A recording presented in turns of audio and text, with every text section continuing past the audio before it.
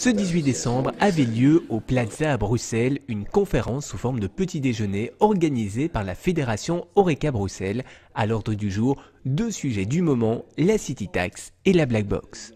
Maître Simonard, que faut-il retenir des deux sujets qui ont été abordés aujourd'hui, à savoir la City Tax et la Black Box?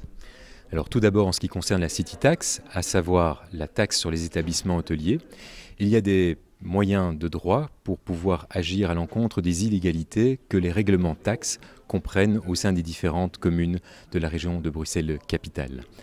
Ces moyens ont été exposés avec des contrariétés qui peuvent arriver au niveau de la motivation de ces actes, mais également en ce qui concerne la base même de classification de ces taxes, les taux de ces taxes, en fonction d'une classification que nous considérons également inconstitutionnelle ou illégale. Autre sujet qui a été abordé, la fameuse Black Box.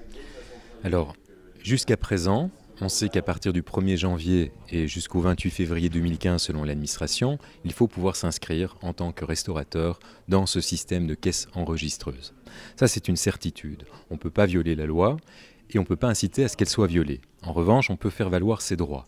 Et ce système, ces arrêtés royaux et ministériels, comportent bon nombre d'illégalités, dont notamment un problème de discrimination, de rupture d'égalité entre les différents secteurs. Le secteur Horeca est un secteur qui reçoit l'obligation de devoir installer un module data du fisc, une caisse, et doit payer l'ensemble de ces mesures de contrôle pour l'État à ses propres frais. Par ailleurs, il y a toute une problématique qui existe par rapport à l'ensemble des mesures qui sont contraignantes et qui sont annexes à ce système de caisse.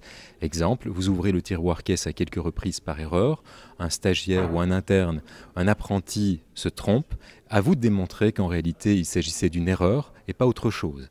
Il y a une multitude d'erreurs qui ont été exposées ce jour et qui pourront être reprises dans le cadre d'un bouclier fiscal, une sorte de recours anti-abus, des mesures anti-abus que le ministère nous propose.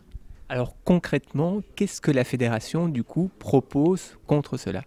Alors, ce que j'observe, c'est que la fédération met en place pour ses affiliés un texte juridique qui est un bouclier fiscal qui reprend pratiquement l'ensemble des moyens de droit et des critiques que l'on peut faire par rapport à ce système en fonction des cas que les restaurateurs vont connaître. En fonction d'une taxation d'office, un contrôle, une rectification, une amende.